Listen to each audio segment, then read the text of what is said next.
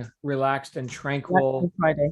Yes, I'm a relaxed and tranquil John today on this tranquil, relaxed Friday. Welcome everyone to our Success Mastermind. Take a tranquilizer. I'm glad to be here with you all. It's good to see Ego, who does our practical entrepreneurial tips at 4 o'clock in the morning Pacific time. Those of you who tuned into that, you got that. Those of you who didn't, we'll get that recording posted here momentarily. Right now, in present time, I am John Lavenia, and I am here with you. I do see Ego and Ace Man and Daisy's here, Linda, Gail. I know Suzanne was here briefly, and poof, she vanished. Maybe it's that Swiss internet. Who knows what's going on over there? But really good to see you all. It's Friday, so I am dressed in Hawaiian gear. This is actually a Tommy Bahama shirt. I don't know if any of you have ever shopped at Tommy Bahama. It was pretty popular here in Arizona for a time. And yeah. So I'm going to be just sit here and be relaxed with you all. I have an idea that I want to share with you. But before I do that, let me announce that in addition to our practical entrepreneurial tips, which already occurred today, we are not going to have be heard because I'm getting on a plane. So the only thing I'm going to be hearing is, passengers board here, right? So that's where I'm going to be at that time. So we're going to suspend that for the week. And we will be back here with everyone on Monday, which is the 15th. So, but back to present time. I was just reminded, and I think you can all relate to this, okay, because you're all here with me right now, even if you're catching the replay on YouTube or whatever.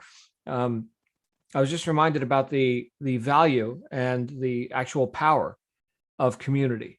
This has come up for me a few times over the last couple of weeks, in fact, but it seems to be coming up again and again and again as I consult with other, entrepreneurs and people who are looking to either start a business or get started in an existing business, or that are transitioning out of one environment into another, let's say a job where they've perhaps become comfortable or secure, whatever that means. And now they are of their own accord or otherwise, they are transitioning.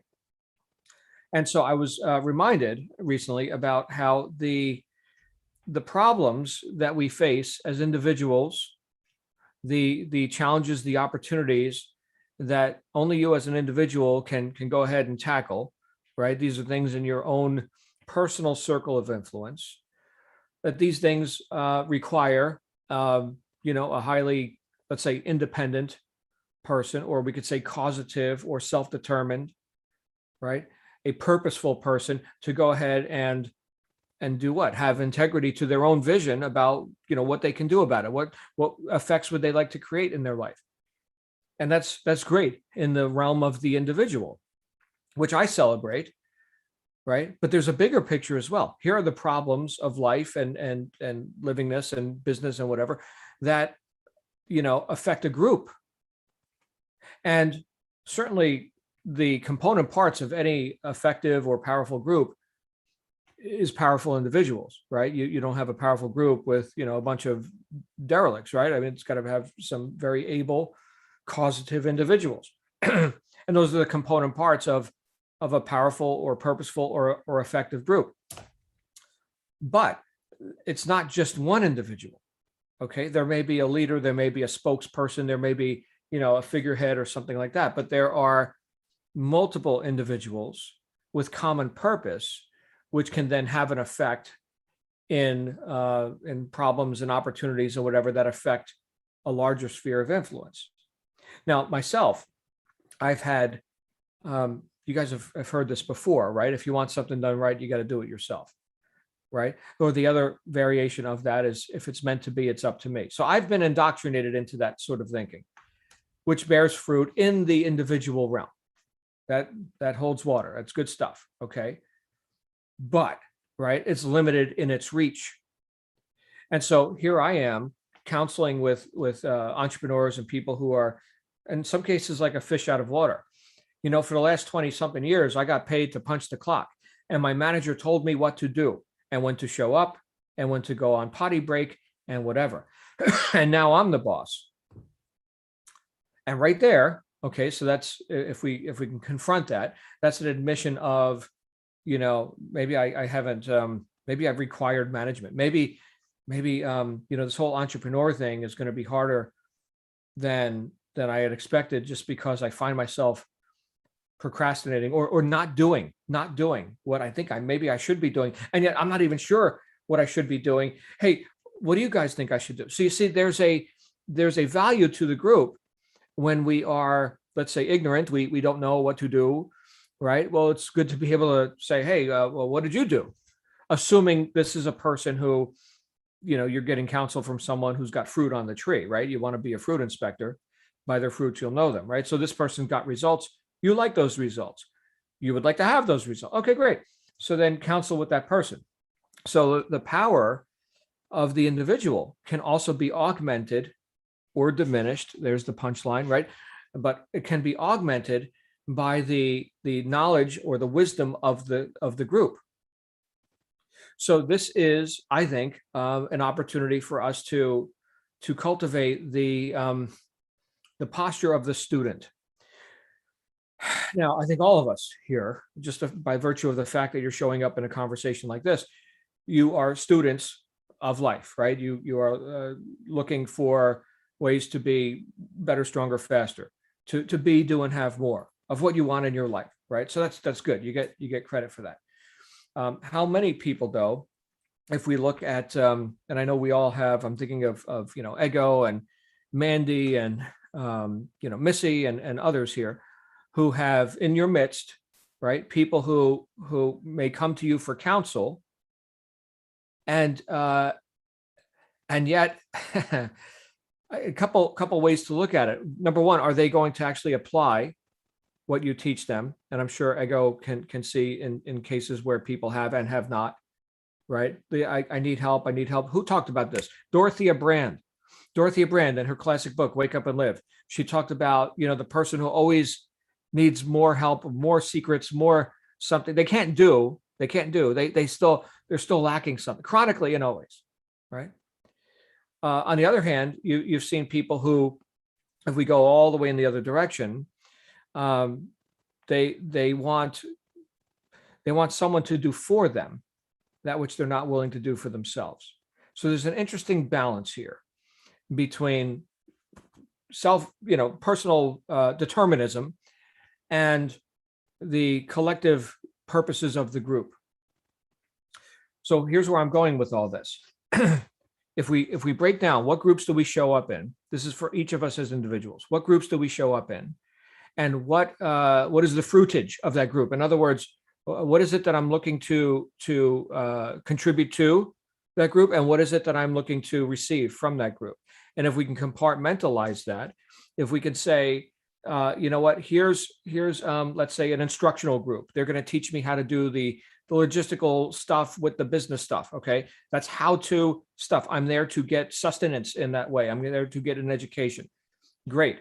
And for a time on our planet, people showed up at places like universities to acquire knowledge.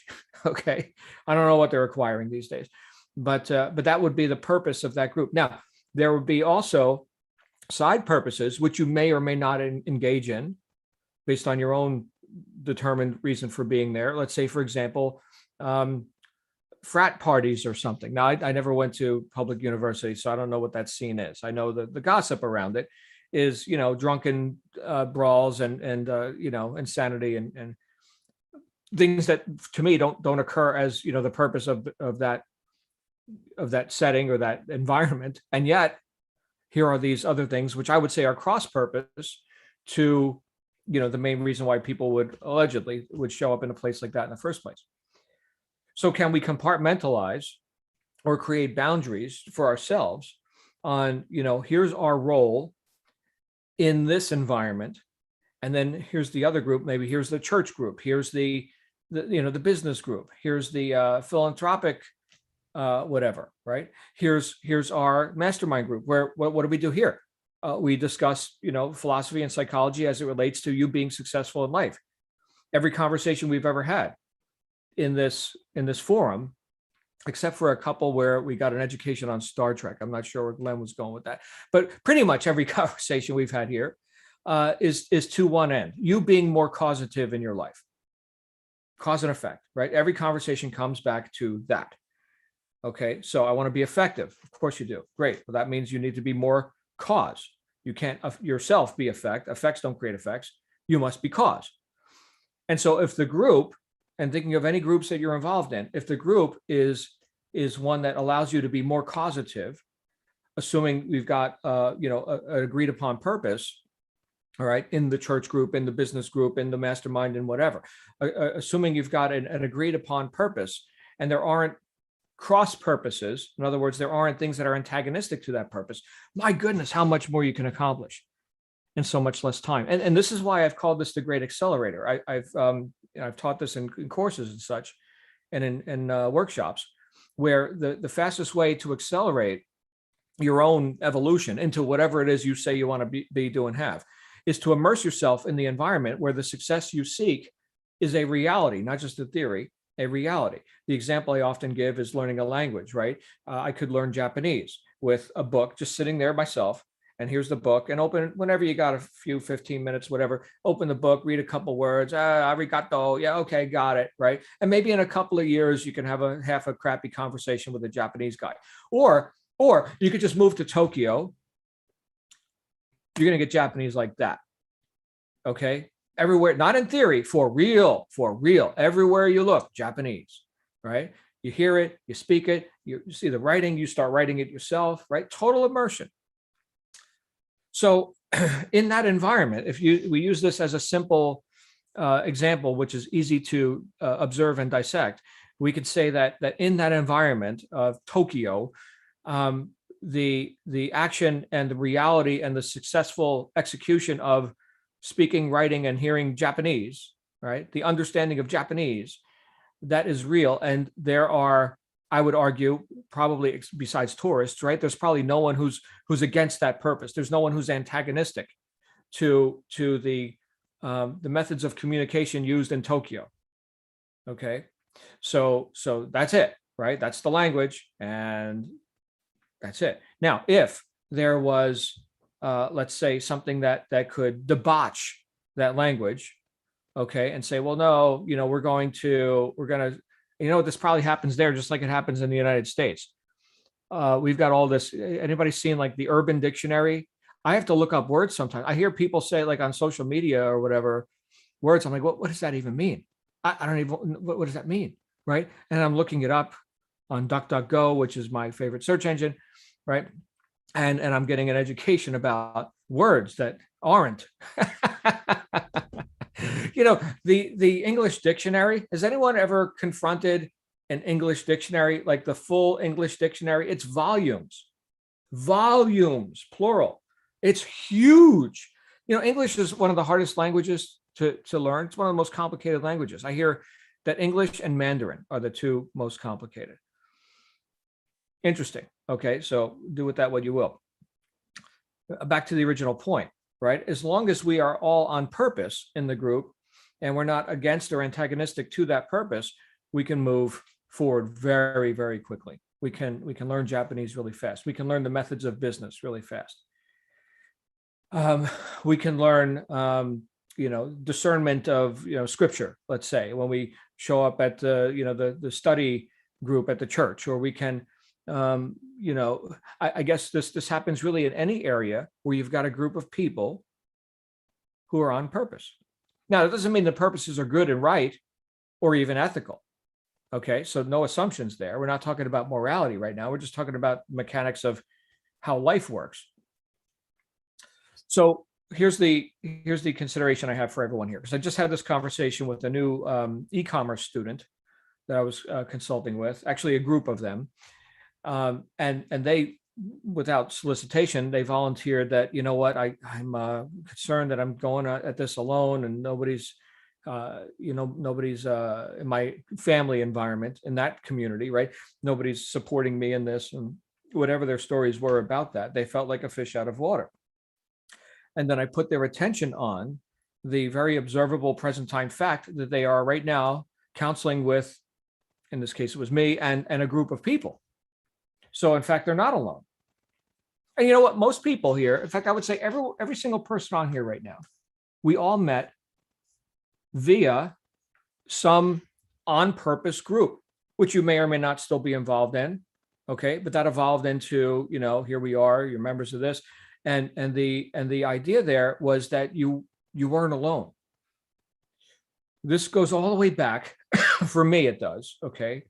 This goes all the way back to when I was a troubled youth running the streets of New Jersey and couldn't get my life together, and drugs and alcohol, the whole thing, right?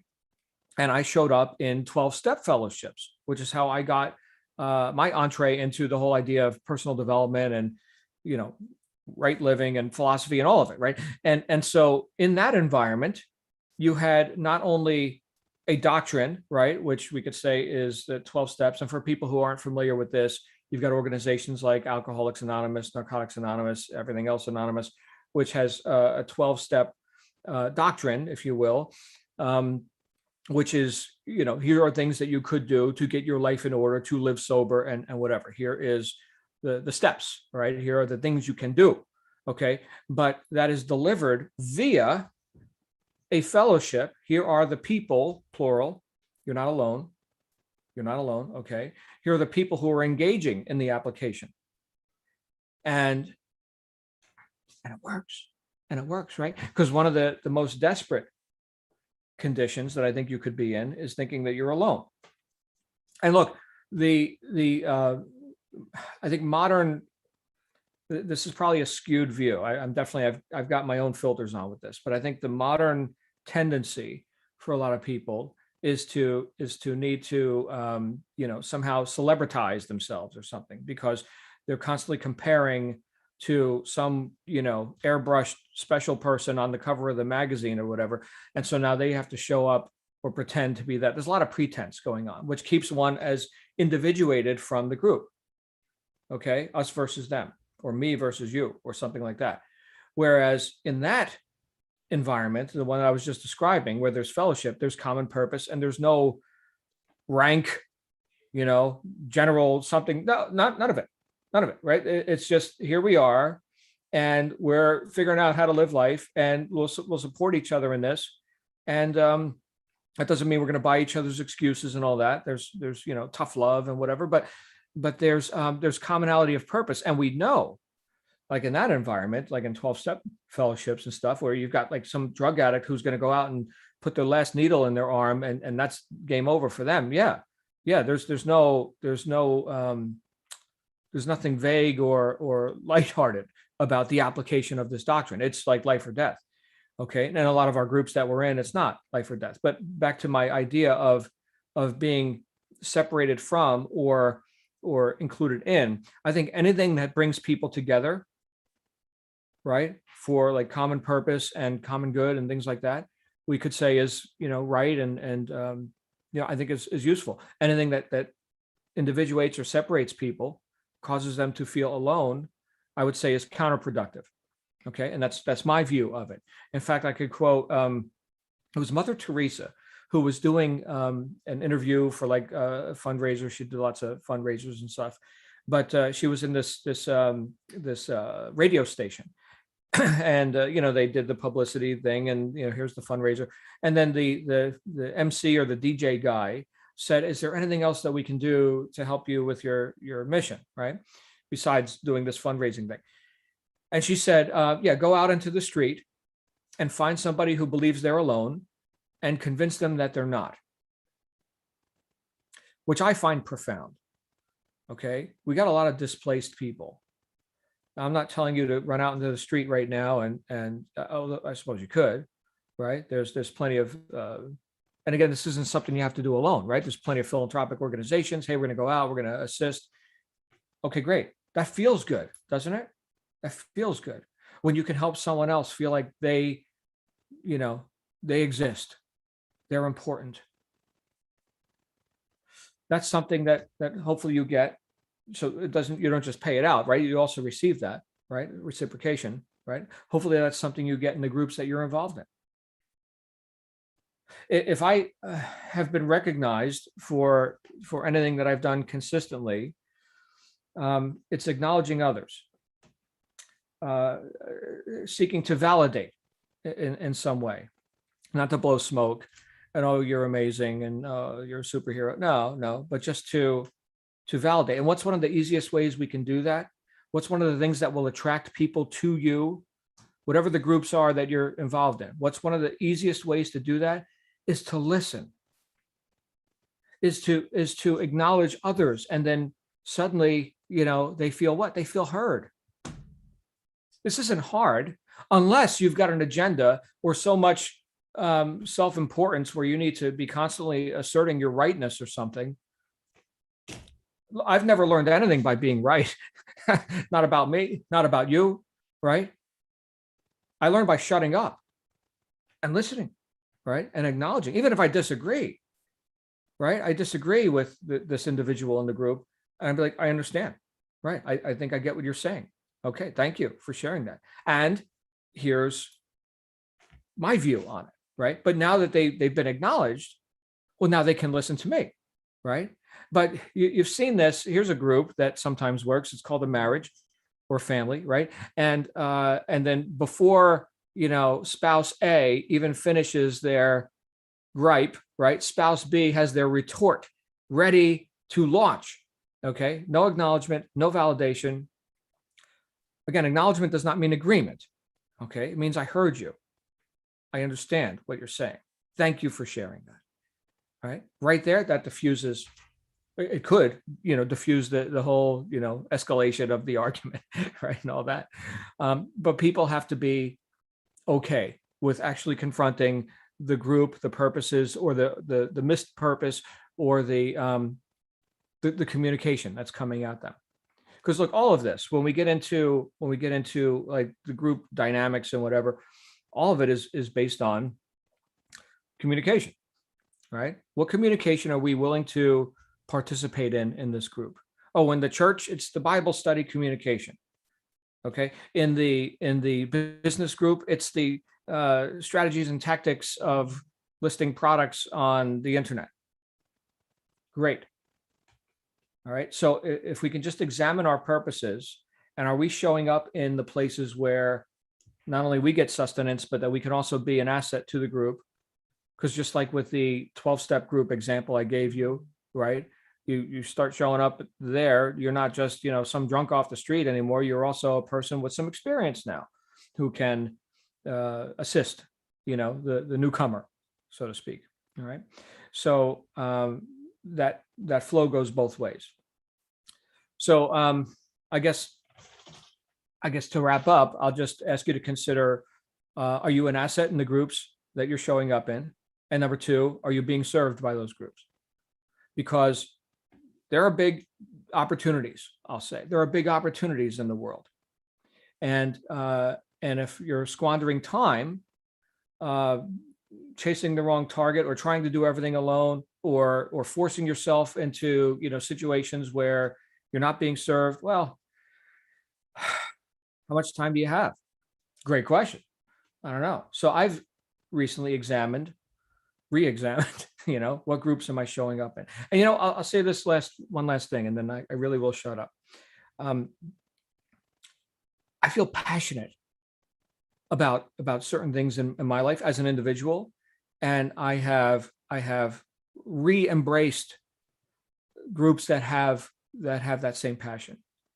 A lot of times, if we're just in, self-survival mode, like the rat looking for cheese, right? It's easy to put the blinders on and just, be, all about, myself, or, just, my immediate circle of influence, my family or whatever.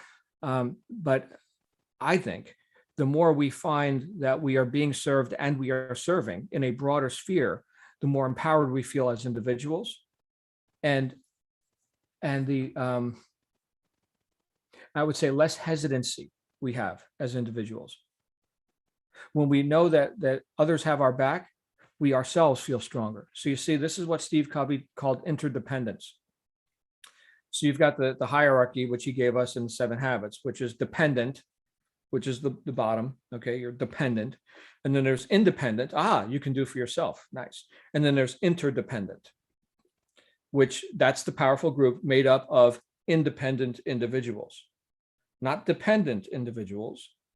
And that's where a lot of groups get cross purpose and stuff like that, is here are they, the so-called leaders, let's say, and here are the people depending on them. Certainly there's times to take a leadership role, but again, I'll say that the component parts of a powerful or able group are able individuals. Okay, not dependent individuals. So that's where the balance of, receive as well as contribute. That's where that comes in. So have a look at that. This may be immediately applicable in your life, and it may not be. I'll tell you, it's immediately applicable in mine. And this includes groups where I show up in as a leader, as an authority, or as, a mentor or what have you. It also shows up in groups where I'm the newbie. I'm the newbie, right? But I also find ways that I can contribute to the group. Excuse me. One of those groups, by the way, is I was just there last night. It was my Krav Maga class. I am a newbie. Okay. And I learned last night from a grand master. This guy is like a grand master on the planet. And wow. Right. So, what was my role in that? Be a good student, but at the same time, be acknowledging and validating back that, yes, sir, I understand, and I'll demonstrate now the methods and all this, right? So that communication goes two ways, right? I'm definitely not an authority in that area. I guess more so than the guy who's going to show up tonight for the first time, who's never heard of it, right? So yeah, so there it goes both ways. I'm done talking. Wow, 27 minutes, poof, gone. I hope that served you. Who else has some thoughts about individual causation and group causation, and that's this whole dynamic that we've been talking about? Please feel free to come on out. And our first contestant is the lovely and wonderful and amazing Echo Obi.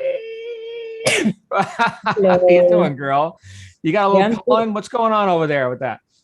Yeah, long story, but I'm good now. Yeah. Okay, good. So no, you touched on so firstly, good to see everyone. It's been a long time. You touched on quite a few things that are thought-provoking. So the first one, you talked about boundaries, and that's something that I would say has been top of mind for a good few months. And I've been practicing protecting those boundaries. In fact, in one of these sessions, I think I talked about protecting boundaries, because boundaries are important, especially as we're more intentional about whatever it is we set our hand to do, be it our business, our jobs, our families. If we don't protect our boundaries, we lose focus, firstly, and then ultimately the value that we actually bring.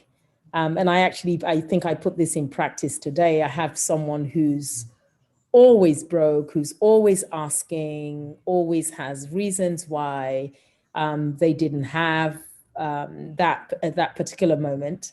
And I wouldn't say I fell for it. I would say I was empathetic, but I got to a point where I said, actually, some lines are being crossed. So I just outright said no. So we have to be both aware and careful. And then the other point around the where we show up, right? I actually could not agree more on being an asset and being served by where and with whom we choose to spend our time. Because otherwise we're really floating through life if we're not serving or be served. It kind of works both ways. And I would say, like different communities serve different purposes. You talked about commonality of purpose. If I think about the most people who I engaged with, this time last year or even before, like the 18 months, we all had a commonality of purpose. And that's morphed into different areas of specialty, so that when I show up in subsequent groups, not necessarily just say on the general sessions or some of the dedicated sessions, I'm serving, I'm being an asset, but because we came in with a common purpose and people have explored, they've kind of gleaned and learned from each other, they've kind of identified areas where they believe they would excel, and they become specialists in those areas. So whereas I go into that group, for example, sharing on my area of specialty, I'm leaning on somebody else. So it's kind of give and take. And it's really when we think about going into a relationship, going into a community, going into a role, or whatever it is we choose to do, we look to give and we look to receive. And that receiving could be knowledge from someone. It could be anything, but I kind of liken it to being in a state of continuous learning. So I'm going to give, but at the same time, I'm learning. I'll use the PET session for today. We were reflecting on our 2021 planning process, not necessarily the plan or assessing where you're at with your goals, but the process itself. And it was only 4 people on the call, but just kind of talking through, I learned so much from Mandy, from Ade, and from Emma, the other 3 on the call. So I didn't go in there saying, here's how I planned, here's what I learned, and take it and run with it. I was open to learn, and I learned a lot from, even if it was just an hour session. So, kind of to surmise what I'm saying is the communities serve different purposes.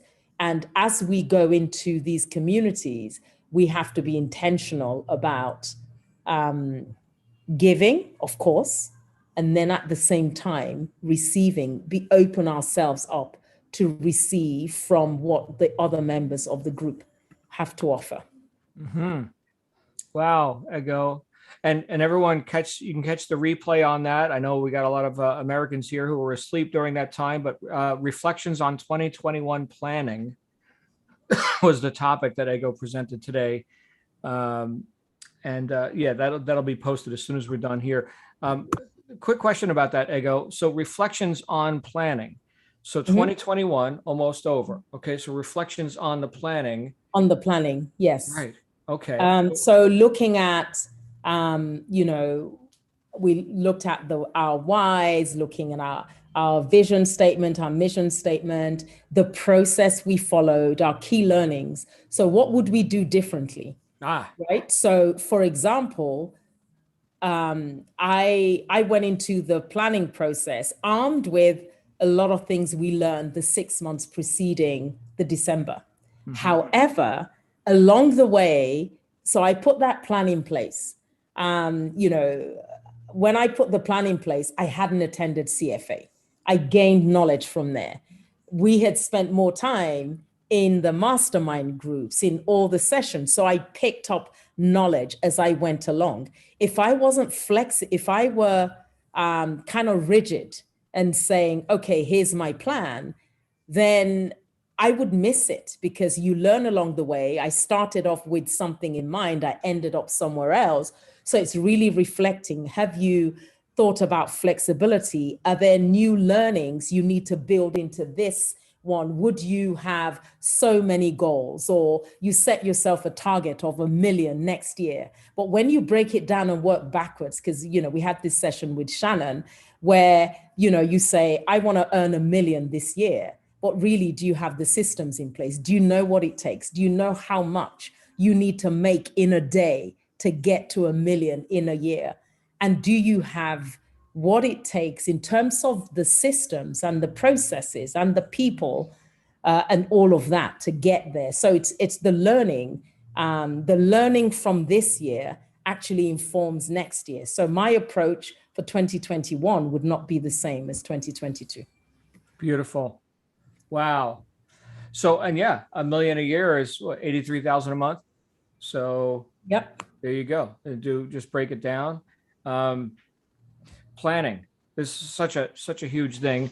Thank you so much, Ego. Let's go to Gail, who is awesome. Hi, awesome Gail. Hi there. I'm not as wise as Ego is there. I just wanted to say that I belong to several groups at my church, and we each do different things. We run retreats. There are Bible studies. There are other things where fundraisers, baking clubs, and different things like that. So when I first came to this area, the only people I knew was my daughter, my son-in-law, and my granddaughter. Now I know a lot of people. I felt welcomed immediately in each of those groups at church. I also sought out another group, and it's quite a large group. And within that group, there are subgroups with different activities that they do. And I've tried some of those different groups and really enjoyed what they do. And I've never been lonely. I've never felt left out. I feel accepted by all of these. And then we also, we help needy families. We help mothers with young children who need support. We collect coats for the winter season. There's so many different things. There was a women's prison not far from where I live, and they're closing down now, but there's the few that are still left. We gave them boxes of Christmas cards so that they can write to their friends and family. And this was something I had never heard of. With the Christmas cards, they had to be plain paper. They could not even have any tinsel on them. No tinsel, no metallic pieces or anything like that. I guess they can be made into weapons or something. I don't know. But, when you are out there helping and doing things to help other people, you're not only helping them, but you're helping yourself as well.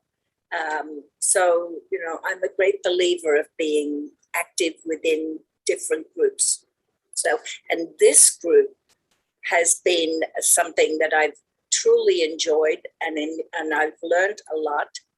In the beginning, I was there at every session, morning, noon, and night, but I had to somewhere cut back. And the only reason I miss some of the daytime 12 o'clock sessions is because of doctor's visits and things that couldn't be done at any other time. But everyone here has something to offer to all of us. And I thank you all for that. So thank you. Awesome. Thank you so much, Gail. It's good to see you like getting out and doing it and being in those communities. Obviously, that's something very pleasing for you and for those that you serve. So let's go to Missy. Hey, Missy, what's going on? Hello, everybody.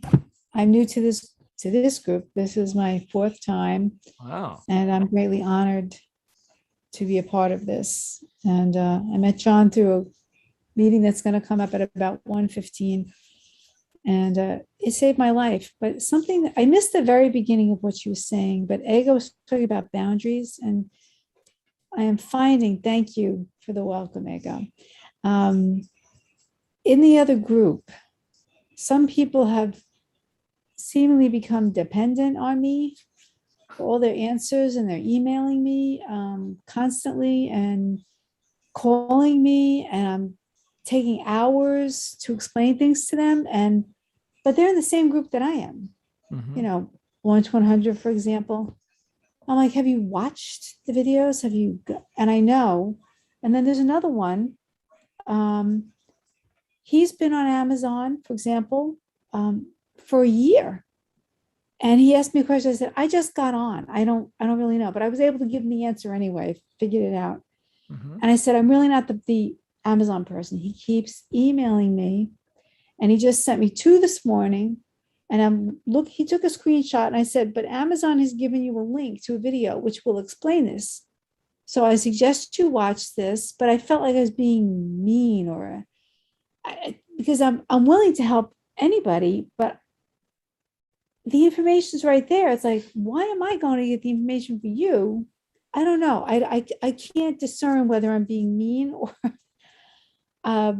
they can learn the same things I have learned, and most of it I've learned doing it myself, not from the videos. Right. but I don't know where to draw the line. My boundaries are very amorphous, and not sure what to do about that, because I like the people. One wrote me a crazy email. It sounded like she was on drugs. I said, "How can I help you?" And she said, "Oh, you can't." And so it was very bizarre. If I showed you this email, you would be like, "We need intervention." Oh, you want to swap crazy emails? You want to do that? It was 3:16 in the morning, Okay. and it was weird words and shizzle dizzle and Oh yeah. dot dot, and Oh, I said, we "What help talked do about, you need?" yeah. Well, we talked about debauching the language, right? There's the fruit of it. And she probably was on drugs. About half the country is. But so your question is, where do you draw the line? I will tell you that Ego definitely knows about boundaries. I can tell. Right. And Ego has services that people can subscribe and get coaching and such. Same thing here in my household, right? We've got the whole Brand Builder Collective and CEO Freedom Accelerator and all the stuff that we do with Shannon's brand. Rather than drawing the line, maybe draw a buy button on the website where people can click and buy your services. Will you start at $150 an hour or whatever it happens But to it's be? people in our group. I can't do that. What you can't? What? Did you sign a non-compete agreement or something? You might have. I don't know. Well, I offered to help anybody, and Okay. they're all getting that help. Great, But great. A servant's worth his hire, right? I'll tell you what, people value what they pay for. And the reason that the guy didn't watch the video that Amazon freely gave him is because they freely gave it to him. Had he said, "Oh, here's money, here's your answers," oh, suddenly he knows. So here's the thing. There are, let's say, legendary books, for example, Think and Grow Rich by Napoleon Hill, millions of copies sold. How many people applied it? Because they paid what, $11? Come on, right? So people tend to value what they're invested in. And the bottom line for most people is they want it done for them. Well, I'll tell you what, done for you costs money. Done for you costs money. You can go to brandbuilderdesignstudios.com and you can get like a branding package for $1,500. Oh, you want the website as well? That's $5,500, right? But we're going to do all this for you. We got professionals on staff, and they're going to go ahead and handle all that for you. It's very nice. Or I suppose you could do it yourself, right? Hit Fiverr or see what you get out of that. I don't know, right? You want professional level services. And here's the thing, Missy, you've become a professional.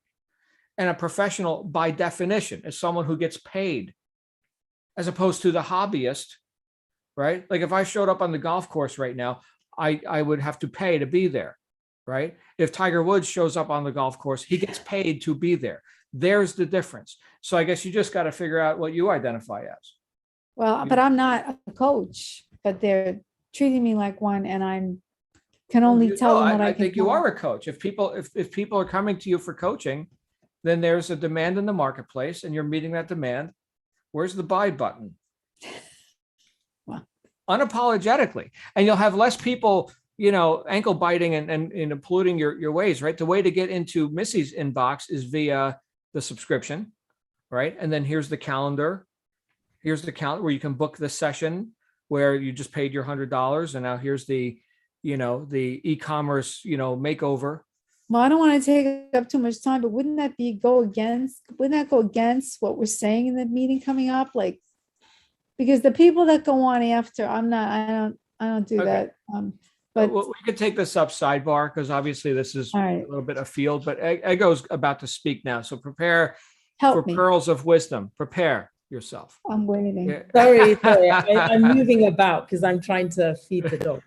So, Missy, I would say, like John said earlier, when you're in a community, what good is it when you are giving but not receiving? How would you grow as an individual? Right? So that's the first question. And then if people are coming to you, you say you're not a coach, but you've mastered something that's given for free.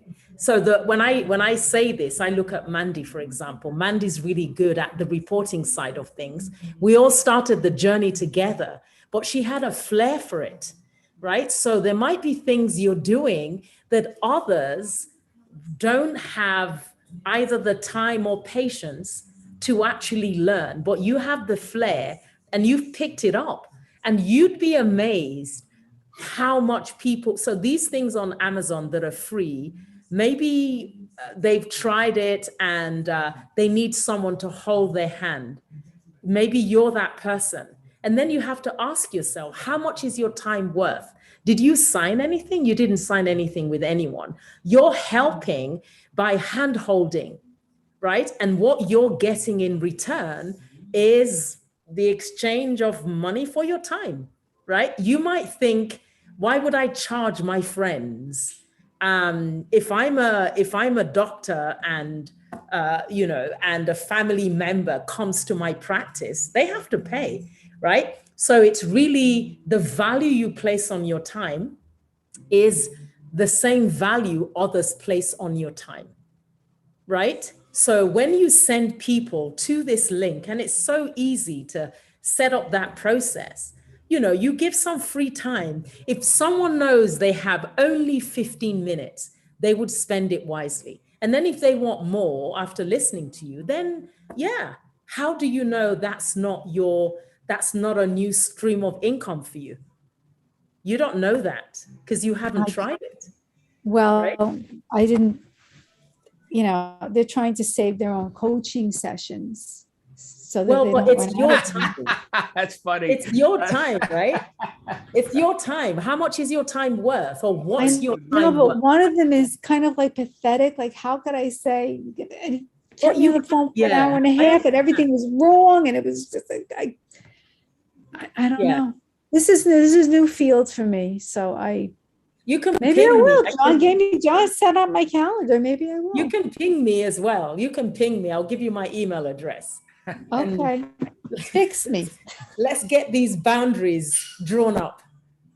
Yes, let's do it. Woo! See that? There's the value of the mastermind right there.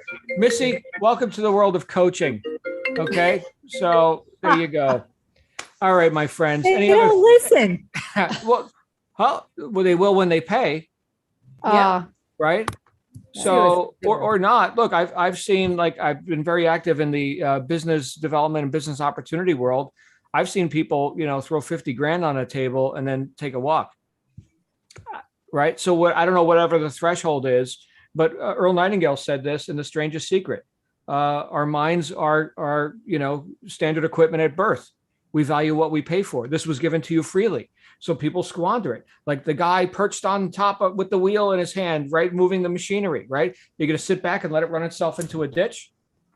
That's what most people do. You got this tremendous machine. You just didn't have to pay for it. Right. So anyway, I thought it tickled me a bit when you said, well, they want to save their paid coaching sessions. So let me just go with the free stuff with Missy, because I don't have to pay her $10,000. Well, maybe they do. Okay, very good. Any other thoughts? Any other thoughts today?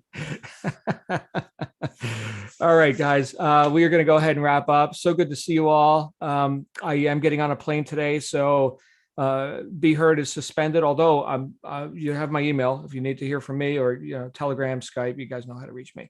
In the meantime, we'll be back here next week for more thrills and excitement. You guys have an awesome weekend. See what groups you're showing up in. And I think we just had like a major breakthrough with Missy. So this whole session for me was completed by Missy's confronting of what's going on. So thank you, Missy, for being here in this group. And